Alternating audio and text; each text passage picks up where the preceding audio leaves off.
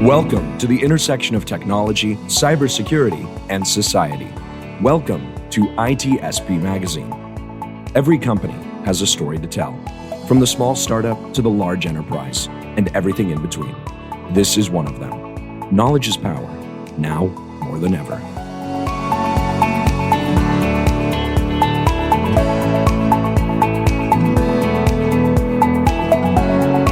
Marco, Sean, I have some really cool info I uncovered last night. last night, Yep. were you doing some research I was doing a ton of research and I in found the some- dark web? Yep, I was out there, in there, deep In in there, down there? But it's mine. I'm keeping it. I'm not So sharing you're not it with going to you. share it? No, I'm selfish that way. I guess if I want to know what I'm you going to know, protect my own self. if you don't want to know what you know, I'm going to have to find out myself. You spend all that time that I spent and go do it. It's fun. Yeah, that's selfish. I don't think it's good for the community, for society in general. So I hope somebody would do something about this. Right? And that hopefully there's somebody that is looking at this problem. And Yeah. it's not me. It's not me. No. I'm not Plus, we are smart. on video. We are on video too for those Yeah. that are not listening to the podcast, and they Right. can see that there is two good friends of ours, and Two good friends and two uh, morons. the Shooting one in crap black like and that. white. Yeah. That's right. Yes. Well, No, this is cool. This is a chance to connect with our good friend Philippe Humeau and another good friend Phillip Wylie, also known as the Hacker Maker. He's the host of the Hacker Factory here on ITSP Magazine, and this is chapter 2, right, Marco? it is chapter 2. Yes, it's chapter 2 with CrowdSec. We kind of did the origin story, as we like to call it, every time that we start a conversation with a new company that we present, why they started what they started, the vision, the mission, where they're standing, and where are they bringing to the community, the InfoSec, the cybersecurity community, and by doing that, also what they bring to society, as I mentioned before, and to the businesses that are going to use their services. So in this chapter, we're actually lucky to have Phil with us, and I think it's going to be a much more open conversation based on the experience that you have in the field. So I think I already spoke way too much. Why don't you go ahead, introduce who we have here? Maybe they will introduce themselves as well. That's usually the best thing we can do. And let's get it started. Yes. So let's start with Philippe. All right, so that has to be me because Philip goes Yeah, by we're gonna go Philippe and Phil. Exactly. All right. Well, I'm Philippe, CEO of CrowdSec, co-founder as well. And like Phil, I share a pentester background, but I turned into defensive securities kind of a decade ago, at the same time as I turned into business, by the way. And decided to create this company called CrowdSec, some kind of ways of firewalls, if you want, a massively multiplayer firewall, where everybody is sharing information about the aggression they receive and how to stop them further. Love it. And I am going to share chapter 1 is available. So definitely go listen to it because it's a great origin story. Philip. Hey, thanks for allowing me to join today. I'm really interested in this conversation. I did a little research on CrowdSec, and it was a really interesting product. And for those of you that are joining that don't know of me, I spent 10 years as a pen tester, a little over 18 years in cybersecurity. I've also been a teacher at a college teaching ethical hacking and web app pen testing. So it's an honor to be joining today and really cool to hear about your product, Philippe. And an author.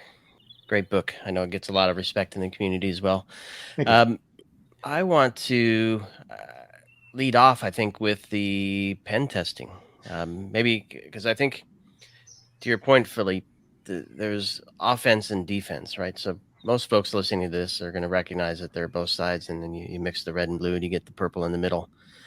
I'd like to first understand your experience, both of your experience in pen testing, and how that relates to the defensive side.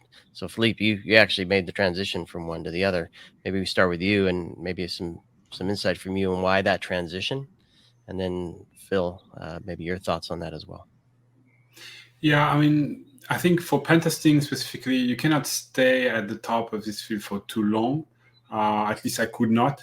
it's extremely demanding. You constantly have to learn. It's a very steep, constant learning curve where you have to get a lot of information flawlessly, and it's day in, day out. You don't really have weekends or family life or whatever. So it is interesting. It's fascinating. It's been probably among the best years of my life, professional life. Really enjoyed what I did, and it was like really amazing. We're involved in so many crazy stuff, like even spy stories and stuff like that. It's amazing, awesome, really. But the thing is, somehow defending, being in the blue team, is even harder. Because if you take a large company with a large surface, you will breach in. The question is not whether you will breach in or not. You will. That's 100% sure, like 99.99 really. But the question is more like in how much time and how much difficulty you will face before being inside the company. At least 10 years back, it was like this. Now, for the defense part, it's really complicated. You have to be constantly good. You don't have to like exploit and be brilliant one day, one time, 1 hour and finding your way in. You have to be constantly good and systematically fold any attack that is launched at you. And somehow, at some point in my career, it represented a greater challenge than staying in this offensive security field. And also, I wanted to have a family life, and I was less able to constantly be on the lookout for any new information, any new exploit, trying to reverse it, understand it, and so on. So it was a good transition for me, and it was at the same time a moment where I could switch to business, which I wanted to. So altogether, it made sense to create defensive, infrastructure and tools. And Phil, I want to get your perspective on this, because over time, I'm wondering, have things changed? I mean, you invest a lot in finding that pathway in, right? And you do your own research and you look for vulnerabilities, and maybe you can describe what you do. But has it changed over time, the role of pen testing and how easy it is to do, perhaps? I don't know. Yeah, it's interesting that you mentioned that. It's gotten easier to do some things, but the technology has gotten harder to hack into. I mean, because when I first got started in 2012, I'd kind of moved over from an AppSec role. I was in AppSec for about 7 years and moved over to pen testing. And back then you had the MS0867 vulnerability with like XP and Windows 2000, which if you saw that in the environment, you're in. There weren't all the advanced endpoint protections. You had some antivirus at the time. And trying to bypass stuff was fairly easy. A lot of times you have to do it. Now it's more difficult. There's tools out there that automate, but the job has gotten harder. So in some sense, it's easier. In some sense, it's more difficult. I think it's a more difficult job now than when I started. And just kind of to, agree with what Philippe said, trying to keep up with offensive security, it's really tough to be at the top of your game, and because you spend a lot of late hours. Because I remember early on when I was first learning, I'd be up to 3 o'clock, 5 a.m. in the morning, and then turn around and have to go to work. I was working through like the OSCP course, trying to learn how to hack. I had vulnerability scanning experience, some AppSec experience, but had zero hacking skills. So I had to build that. So, you're spending a lot of time outside of work learning, because during the day you have to do your job. So I can kind of agree with that. And that's kind of part of the reason I've put more focus on mentoring and teaching and that sort of thing. And now I work for a vendor, so I'm not doing that full time. And the hours too, Philippe, I'm sure can attest to, sometimes the hours are not so great. Sometimes you have to test after hours, so you're not taking systems down. And so sometimes that's one of the things I think a lot of people that are wanting to get into pen testing, if they understood some of those things, they might take a different path into security if they understood some of the hours and the pains you go through as a pen tester. So when we started this, Sean and I were, of course, we always make a joke to start, and it's about sharing, right? You find something, you don't share it. How much easier would be life if there was this sharing in the community? And like you said something like, Phil, was a well-known vulnerability, but it's well-known when you actually somebody find it and share it with the others. So Philip, the reason why you started this, I know we mentioned it last time, but it will be a good reminder before we dig a little bit even deeper into this conversation, the importance of sharing this, compare with what the bad guys are doing out there that treat this as a business and they only have one goal, which is let's attack. And we have to let the business do the job as well. Yeah, well, as a matter of fact, and it's really interesting, they were the first one sharing. Actually, if you think about the cyber criminals, they were the first DevOps as such, automating most tasks, making everything that is recurring very efficiently, and they are sharing. They are constantly sharing. I don't know any meaningful, large, dangerous cyber criminal group that is not sharing with the other, affiliating, partaking into operations, or developing one exploit that will be weaponized or monetized by someone else. So on the offensive side, and I don't speak here about like the pen tester, I really speak about the cyber criminals, they are sharing constantly. They are working together constantly. And back in the But they're days, also competitors, right? they are It's also not like competing. they're not competing with each other. No, they are somehow, but a lot of groups are meaningful because they do share information, they do share IPs, they do share payloads and stuff like that. And I remember having a talk with Mikko Ipponen at some point, and he told me like back in the days, the guy were not sharing in the antivirus community, right? So one would have a signature, the other one would not know about it. And what it meant basically is that if you wanted to be covered 100%, you would have to have like 5 or 6 antivirus, which everyone understood was not possible and not wishable because the budget are not extensible to that extent, and the machine would slow the crowd down and it would be unusable. So at some point they started to have like a sharing of those insights and IOCs, and eventually VirusTotal took over and everybody started to share their signature of malware. So sharing is in the nature of cybersecurity, but it should be a logical thing to do for the defender. Because since we are more numerous, we have demography speaking for us, and we have few advantages in this war, but demography is one of them. By sharing all together, we are all stronger. Like we saw with Waze, for example. Waze is about sharing your position, your location, your direction, and what happens on the road and your speed and stuff like that. And it tremendously fluidified the circulation in many countries. And actually, it made the road safer for a lot of people. So it's by sharing we attain this objective. And there is no complex problem like cybersecurity that you can treat alone. It's a complex problem, by definition, you need a team to make this happen, like sending a rocket to the moon, right? So here, I think sharing is the cornerstone of what we should do. And it's not so complicated. It's just about like tooling the people so that they can collaborate together. Because naturally, mankind seem to collaborate pretty nicely. On average, of course, there are fatal exceptions in this statement. There are the exception for sure. Yeah. Sorry about that.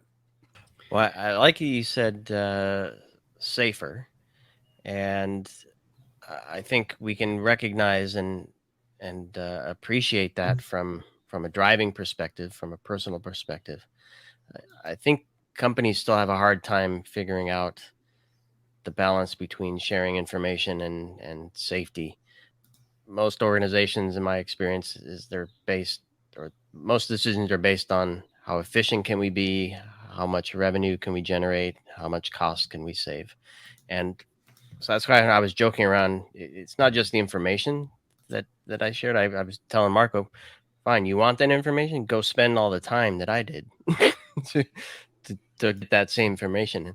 And I know, Phil, maybe you can share some of your thoughts. Clearly, there are other examples in the security industry where we crowdsource resources to help save time and money and effort and frustration and actually end up where we want to get to, versus maybe not even finding the information because your team didn't have the skills to go and get it.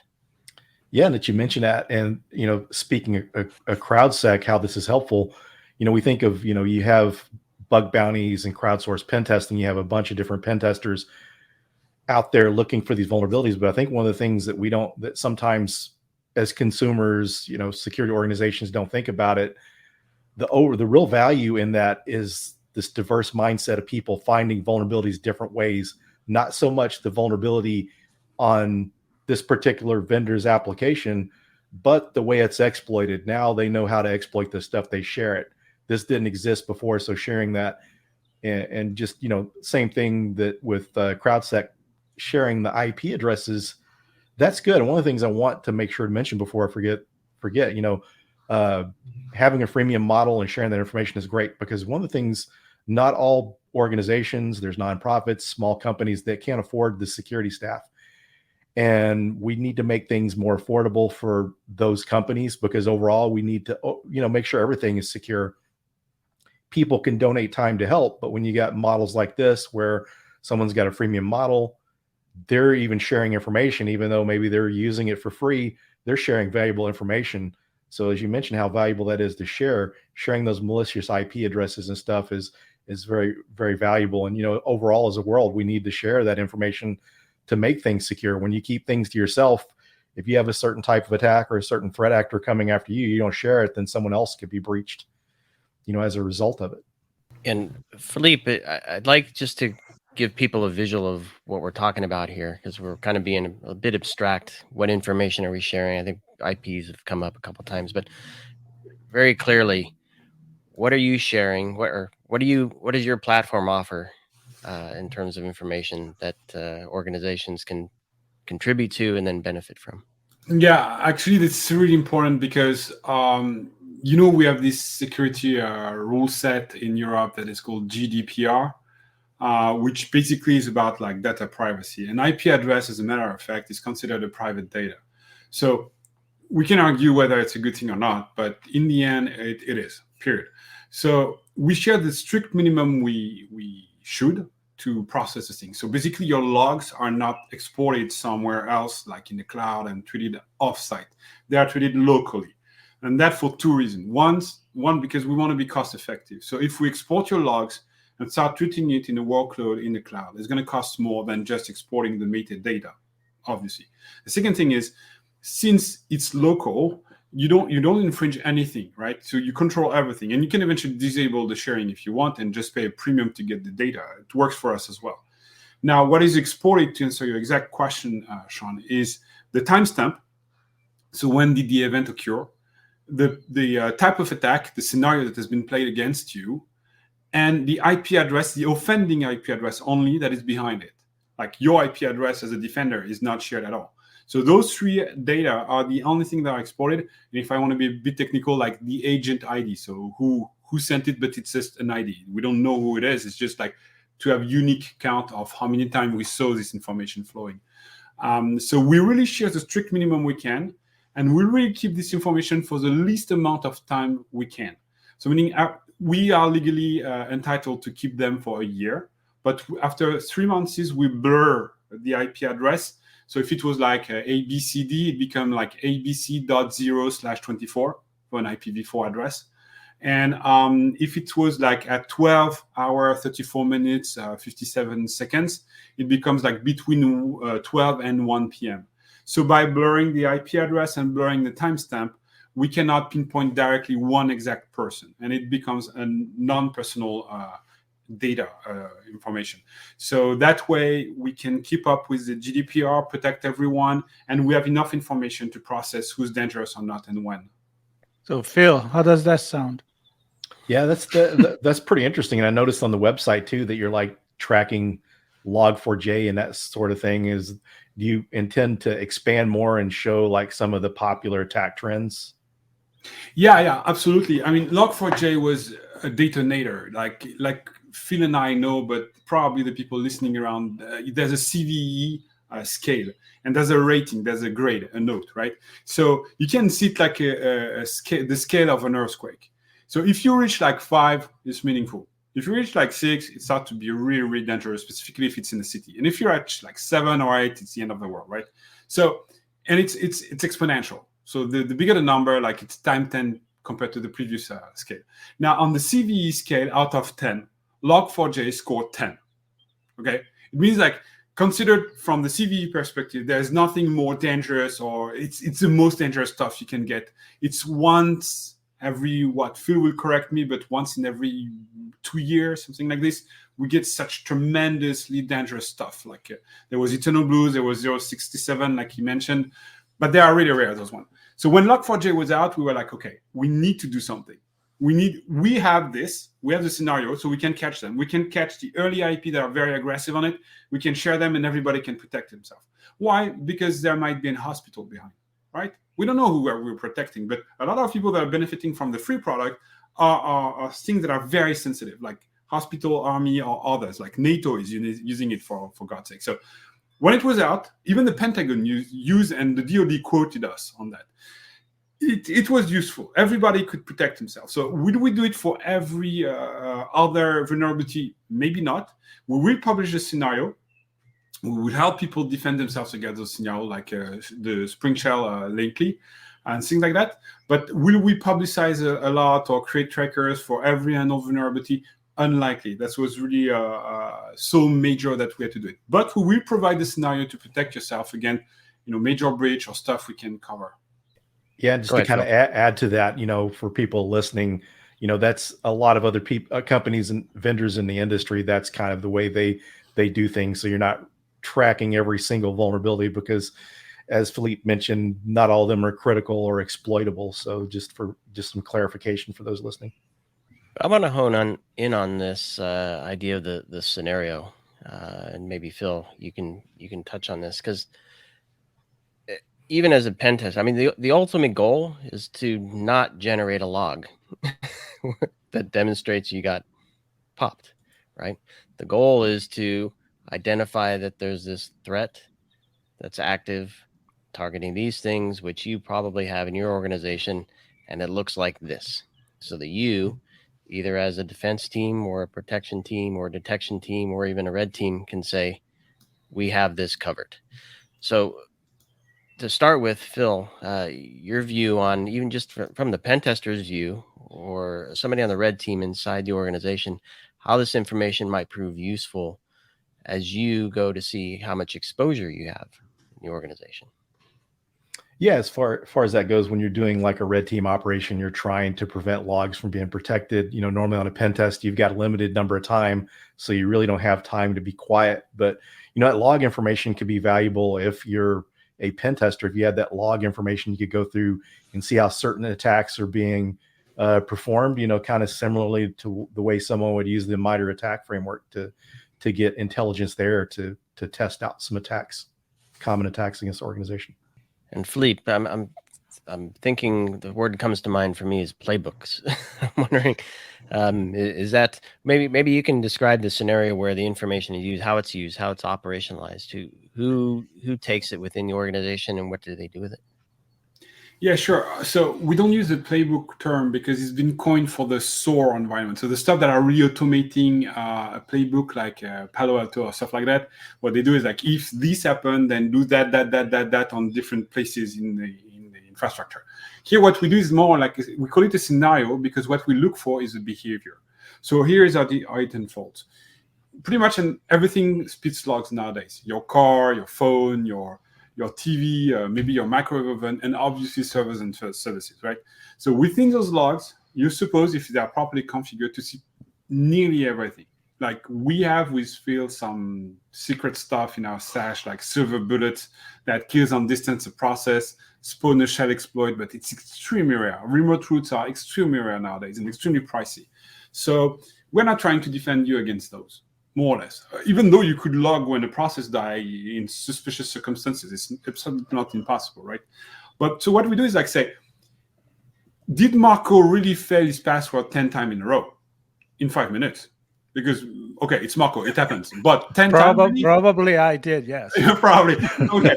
Well, this behavior is known. We'll ignore it. But maybe Sean reminds that he remembers there's a button for I forgot my password. So after 3 attempts, he will not just keep on hammering his password. So what we can deduce from that is it's a credential brute force, right? So someone is trying to guess Marco's or Sean's password, and that is very obvious. Or I can give you another behavior. Like a lot of compromissions lately are made with the example with like Microsoft and who was at Samsung and Okta. They were compromised by a group of little teenagers that spawns like one is in every 2 years in UK. That happens every 2 years. The previous one was Lose Boat. Now it's Lapsus, whatever it is. And those kids were just buying credentials. So they were not geniuses. They were buying credentials. They say, okay, you're doing maintenance. I don't know, Hewlett Packard. All right, I'm going to buy your VPN credential, like 10K, right? And you just said that your laptop was stolen. Fine by you. Here's the Bitcoin. Thank you for the credentials. And, and you're in. Actually, you're officially in. What do you want to do against that? It's someone that legitimately connected with the proper credential to your system. You're screwed. Well, no, you're not. Because this guy is connecting from UK, right? And maybe your partner that is dealing with this kind of errands is based in, say, Canada.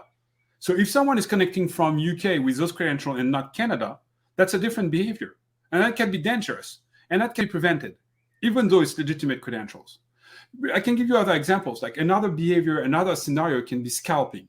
Scalping is not illegal as such. It's like buying a PlayStation 5 that is on shortage automatically with a bot on a website like on Walmart or Best Buy and reselling it for a profit on eBay. That's absolutely legal. Like it's pain in the ass for everyone except for the man in the middle, but it's legal, right? But this behavior is very visible in the logs. We can block it. Or VoIP abuse, like people hammering the numbers and calling you automatically. All of these are behavior-based scenarios, and this is how they are born and how we protect it. So we brew them ourselves, but the community is producing a lot of them as well. And if you want to look for specific signals, say your HP, like I described before, and you want to have an alert when someone is connecting from an unusual location, for example, you can create your own scenarios. It's written in YAML. It's super easy to actually state what you want to look for. Yeah, and I want to bring Phil in these so that you can bring the perspective from the hacking community, the pen testing, the professional, but not just in how. I think it's clear that this sharing of knowledge brings a benefit to the community. But let's get into how you translate this into a benefit for the business that you're protecting, because this is not just a game of, oh, there's the bad guy, the cop and the criminal. We're doing this for a reason. So maybe some case scenario on how you can see a certain vertical that can benefit more than other. And mostly, again, what is the value for society and the business itself? I think pretty much any vertical could benefit, but I think one of the areas that benefits the most, it seems like companies with the smaller budgets can use more information like that. When you can afford all these fancy security softwares and devices, it can take more of the thinking out of it. But it seems, I would say, like your local governments and some small organizations, something like that's very valuable to be able to share that type of information. Because a lot of cases, sometimes the people are not saying this is always the case, but some people get their start in those type of roles. They don't pay as much, so they don't always draw the best talent. So it's good to be able to have that information shared with people that are not in the know about that. They may not know a lot about a lot of these other resources, may not have the know-how time to do the research and stuff. So that's where, sharing that type of knowledge is very helpful. But also, maybe Philippe, you may jump on this, but I feel like, even the company with a lot of budget, why do they have to reinvent, the wheel all the time? It's kind of weird to me. Yeah, and on top of that, what do you have now? I mean, we created CrowdSec for a reason as well. What do we have now as a perspective? You can buy CTI information, right?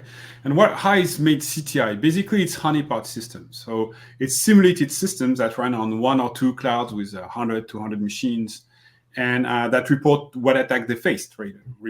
But those are just simulation, right?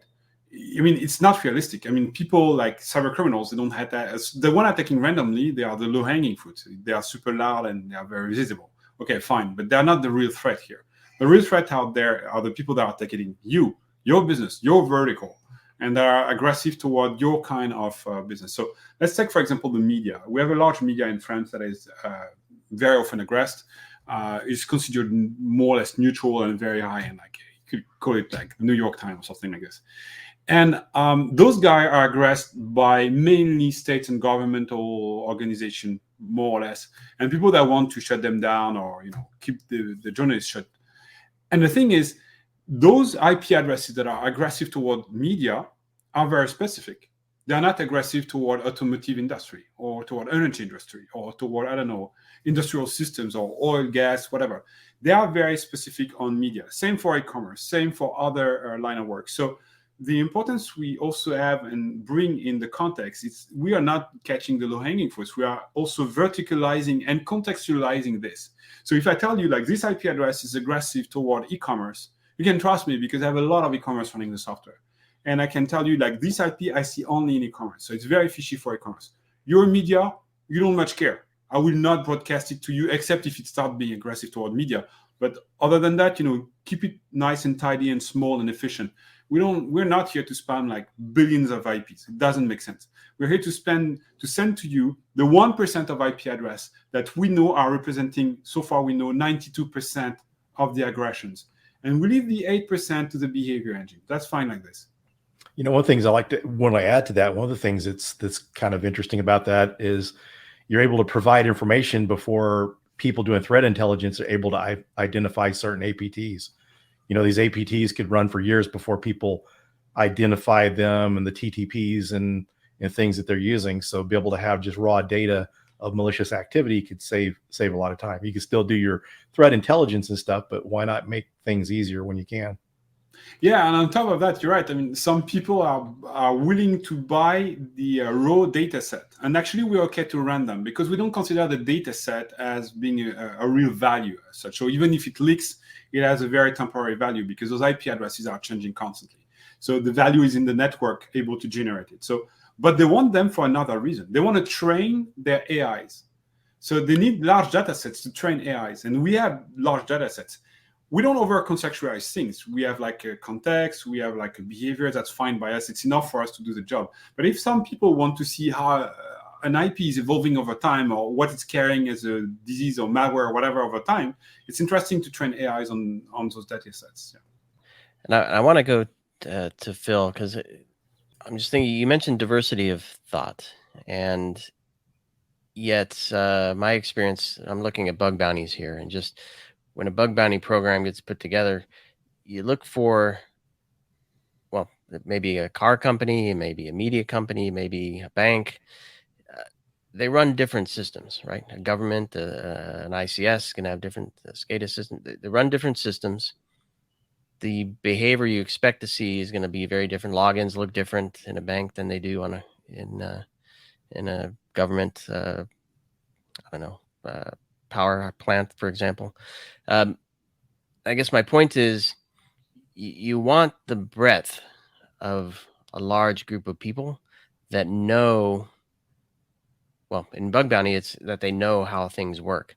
But in this case, it's real behaviors targeting specific industries that this is the only way you're going to get that kind of information. So I'm thinking inside of your head a little bit here, Phil.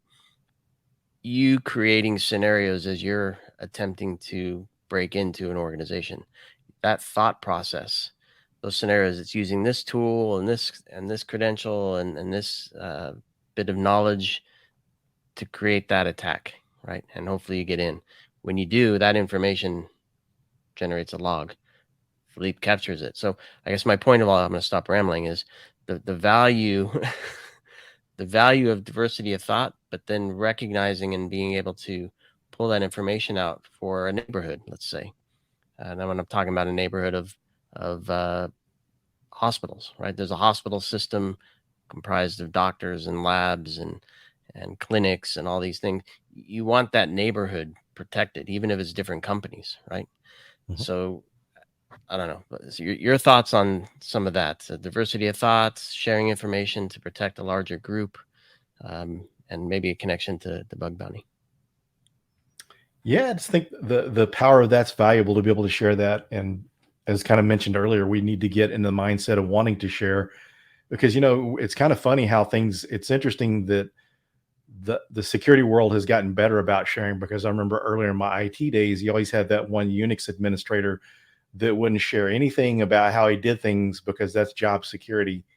If he shared it with you, then he's replaceable. And so it's good that people are starting to share. And that's one of the things that I like about bug bounty that really drew me in, is the fact that, the diversity of tools, you're able to learn from that, and just sharing the data and, kind of to backtrack and mention some of the same things, sharing this data. It's a good concept that Philippe is encouraging people to share information outside of, exploits and proof of concepts and stuff like that, sharing data. But one of the things too that it kind of makes you think of, and that's some of the reasons people join some of these different groups. If you're, in one of the critical infrastructures, then in the US, you join InfraGard. It's a group that's associated with the FBI, and they share, redacted information with them that they can use to protect their organizations. So this is something that you can do on a broader scale. It doesn't have to be, like I'm not sure all the requirements to be a member of InfraGard. You have to go through a background check and all this, and this makes information readily available because, I'm an InfraGard member, and when I joined, it took, I don't know how many weeks or months to get checked out to be able to be part of the organization. This is information you're able to get right away. The more roadblocks we put in front of information, the harder it is for people to get it and be able to use it, actually right away. Well, even that's an exclusive club, right? Yes. Yeah. So yes, you're sharing, but it's still exclusive to that Exclusive. group. Yeah.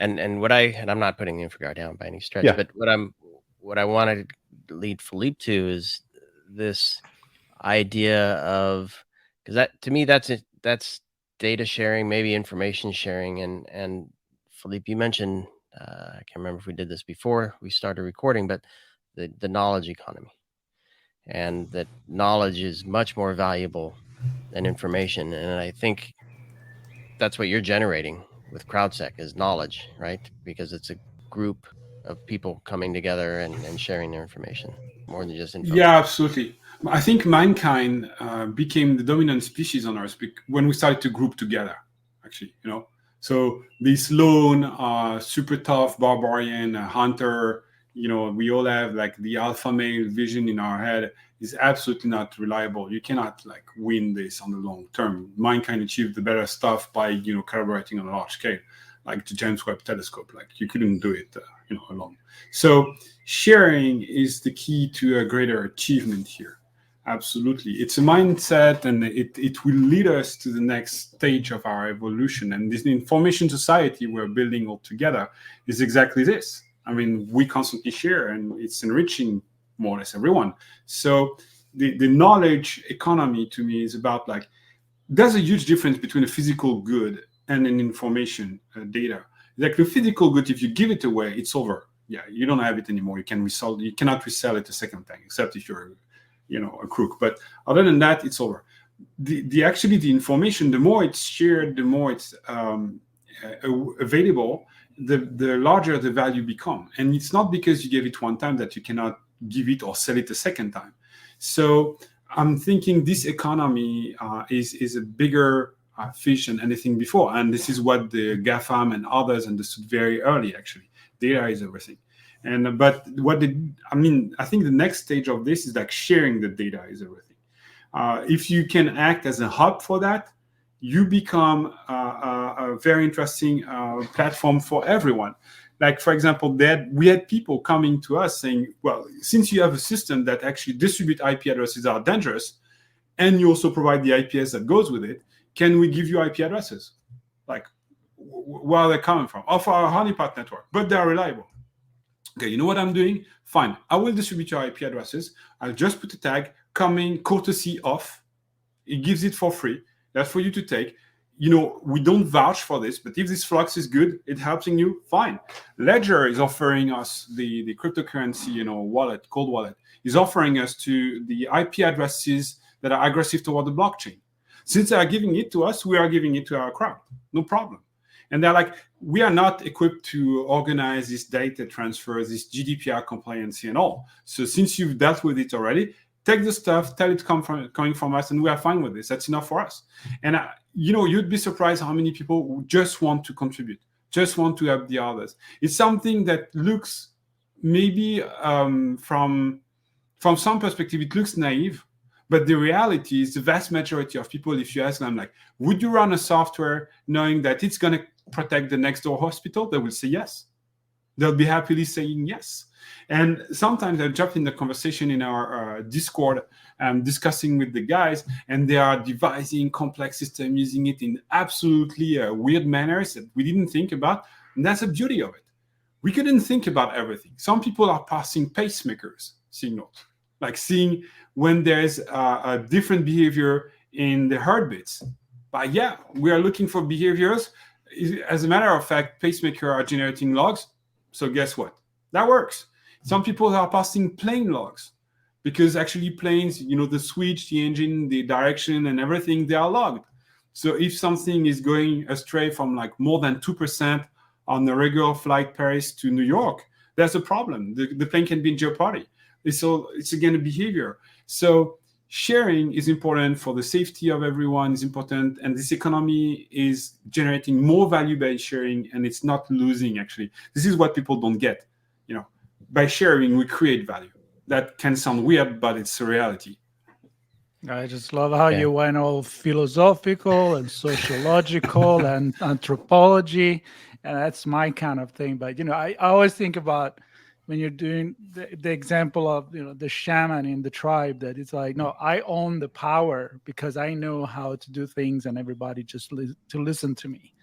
But you're not improving the society itself, right? So I love how you actually gave some concrete example too of our lines. I mean, stuff that saved life in the medical industry. You want to add something? I saw you. Yeah. I mean, I was just thinking, the last weekend I brought my kid to the pool, right? Swimming pool. And the girl at the front office was having a terrible headache. Funny story about headaches. You know where it comes from? Like these people that have constant, like very bad migraine and that wrecks They come from Marco. Yeah, that and there are other sources. I'll take that too. Thank you.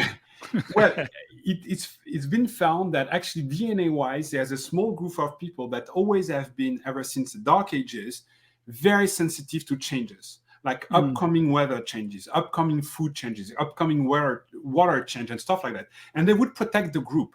Actually, they are kind of the canary in the mine. If you see that this guy or girl has a headache, something will be happening for the group. So obviously nowadays it doesn't make any more sense, but it comes from a group perspective, and by knowing this, they share the knowledge that if this person is feeling bad, the whole group is in jeopardy. You see, and this is exactly the same stuff we're replicating somehow.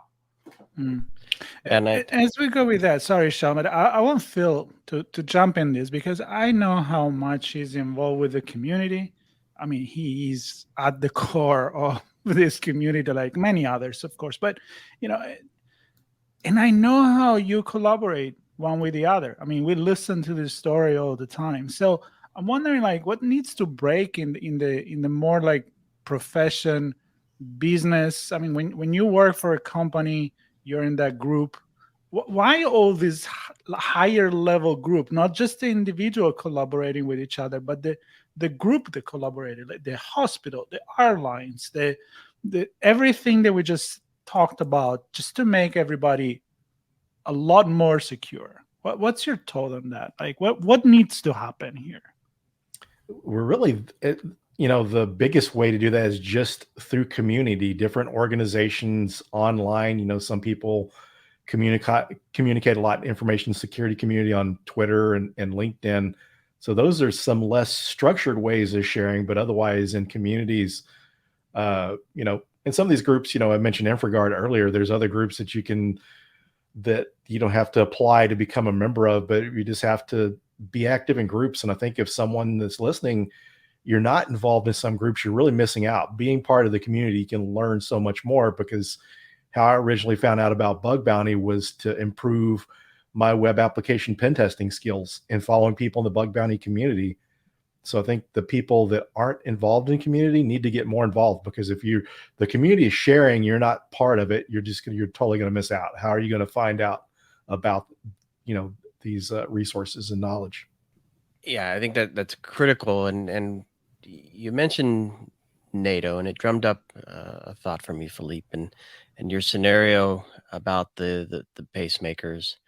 And I'm just thinking, it's not a few thoughts here. The first is it's not just the hospital protecting itself in IT security fashion, right? There's a lot within the hospital. There's IT and OT. And it's not just the hospital, it's the doctor's office next door, and it's the clinic, and it's the pharmaceutical company that makes that. It's the telcos that support the networks that connect those things together. It's the supply chain that brings all the elements together, that produces the medication that supports the hospital and the doctors. It's all these things together: IT, OT, ICS, IoT, all these things, not just one, that you're able to kind of see. If people contribute, organizations contribute, you can get a big picture of here's what's going on. It's a community under attack on all these systems from this group of people trying to do something.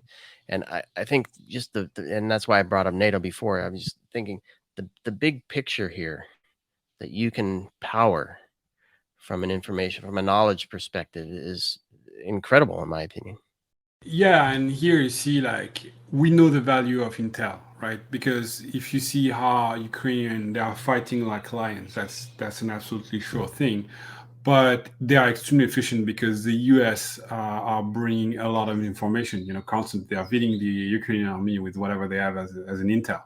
I mean, so we see the value of it, and we see the value of it vertically. You're right. I mean, if you see how IoT is done and what are the classical trends on IoT, you will find that there are groups that are only after IoT, like the one after MikroTik are willing to create a botnet. The one that were after the cameras before that were willing to create a botnet to be able to have a DDoS and a big trigger, and when they pull it, they will shut down operations on whomever and ask for a ransom. That's a line of work, actually. Those guys are specialized, extremely specialized. So when they do this, and as we touched on with Phil, you don't have time to learn everything everywhere. So those guys are good at one thing, compromising IoT, making big botnets and renting them. Fine. Right. When we disrupt their operations, we know what they are targeting, how they do it, and what they were using it and whom against. And this is where the contextualization of the information, and this is why people helping by saying, okay, I'm an e-commerce, I'm a media, I'm a hospital, I'm a automotive factory or whatever, I'm a NATO agent or association. All of this has value. And it gives us a context that we can then reshare with everyone, because our goal is never to keep that for ourselves. It's never been, and it will never be. So when NATO is using the product, I'm so delighted. I'm super happy that helps them in whatever way, and I don't have to know about how, but I'm super happy. I know some other armies in the world are using it, and I'm guessing they are protecting their country and their citizens and their armies.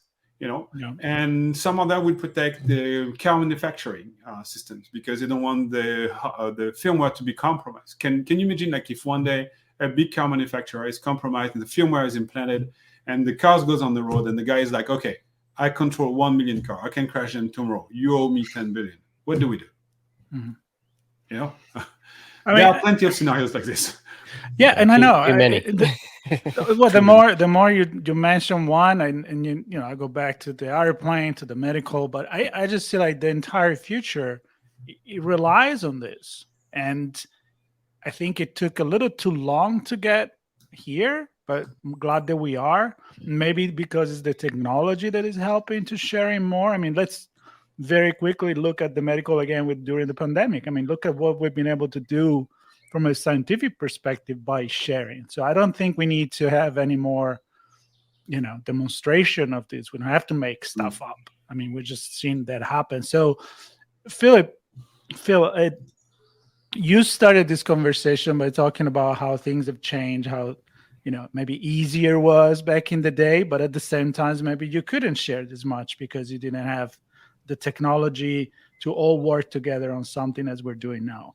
At the same time, there is artificial intelligence that Philippe mentioned on how you can feed the data to do the threat discovery much easier, maybe. I don't know, probably it's going to get more complicated as we go.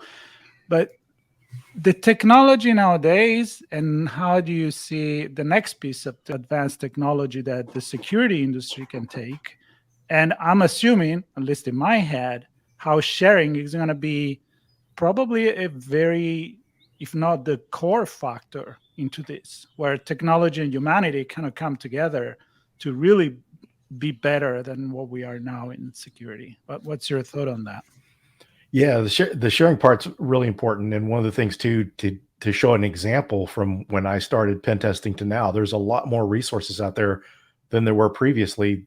I think the job's more difficult now, and there's tools to make it easier, but there's a lot more sharing. So there's a lot more resources out there than there were before, a lot more educational resources.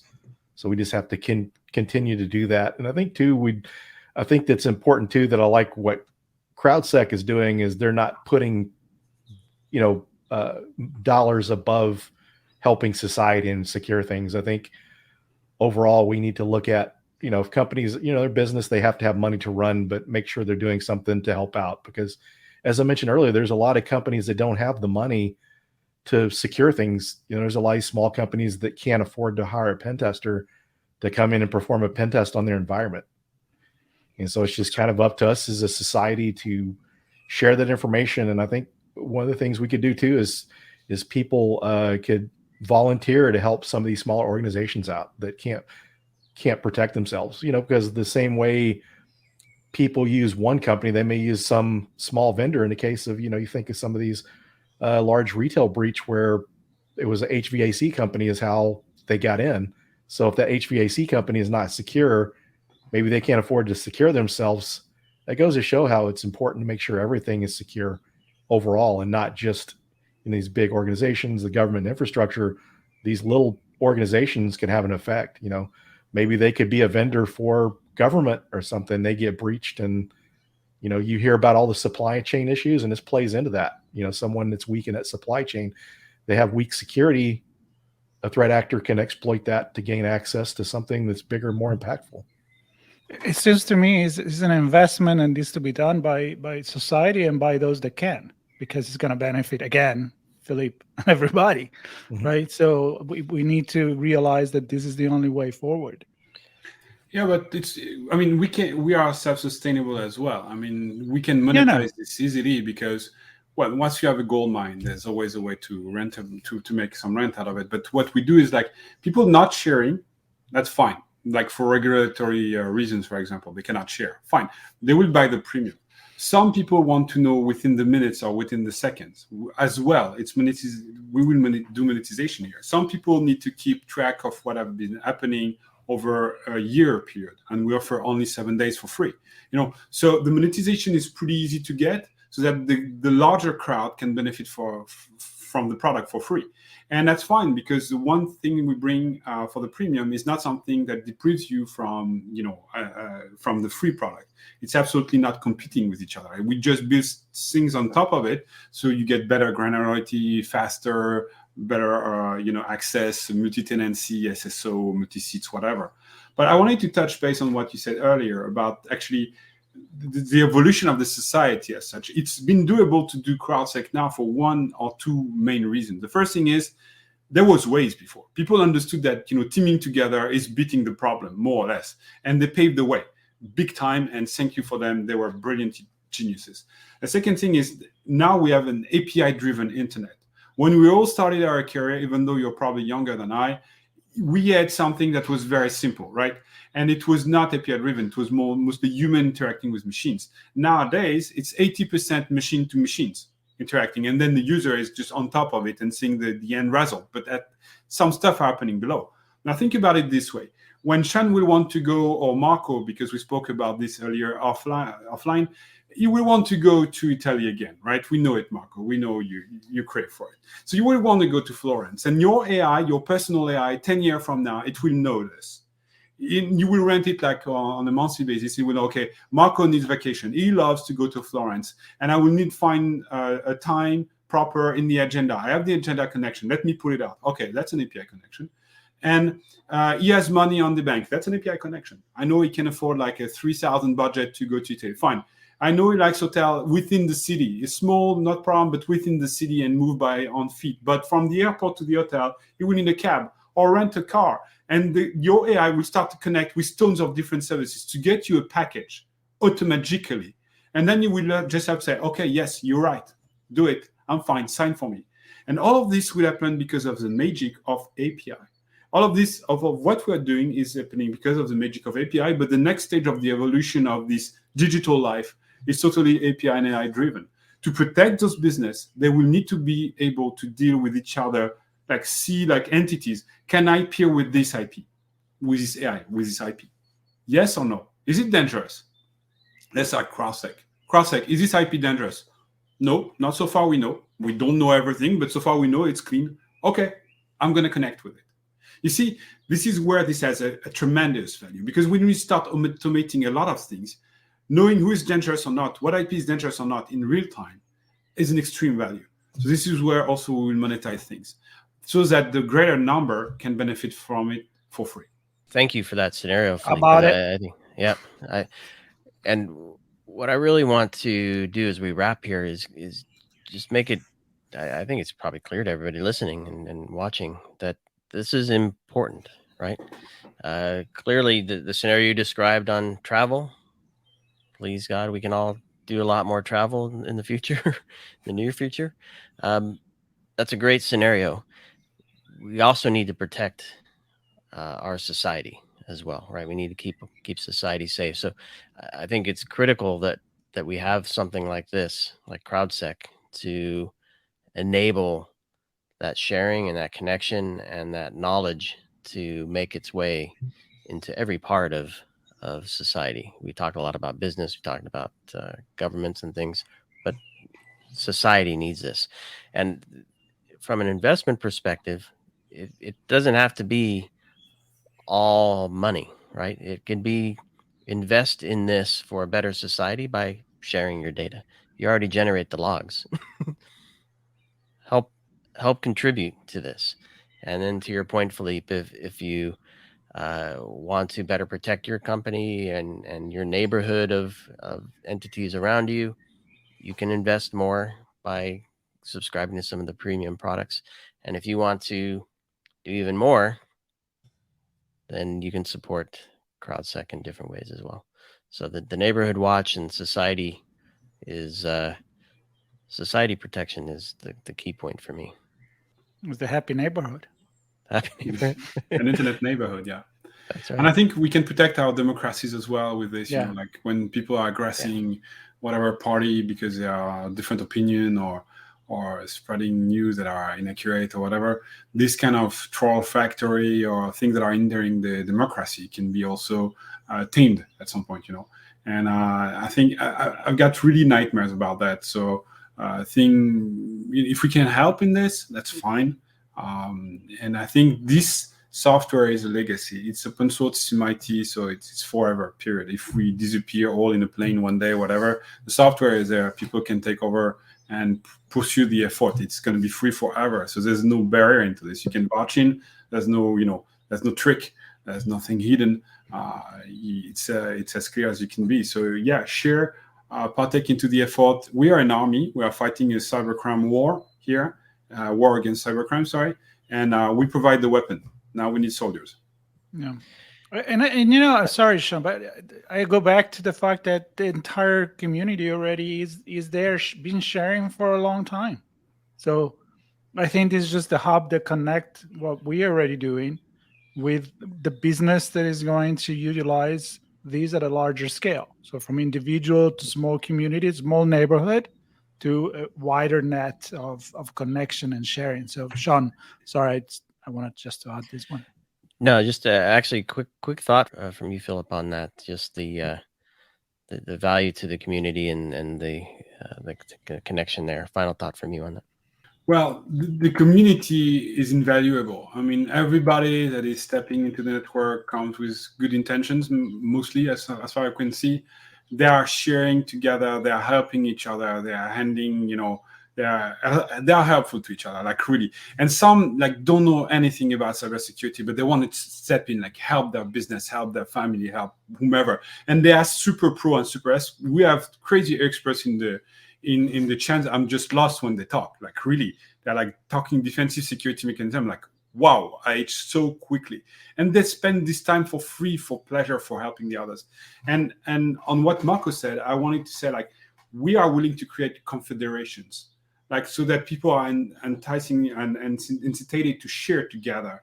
For example, say the hosting companies, maybe they want to together, they cannot share directly IOCs or threats because it's too direct. They are not comfortable with that.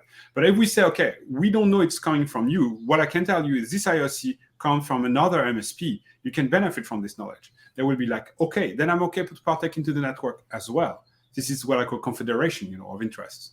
Yeah, one of the things I'd like to kind of comment on too, kind of a call of action for our listeners out there. Information's being shared, but what's really interesting is how Philippe and CrowdSec has been able to share things. We need to be more creative about how we share.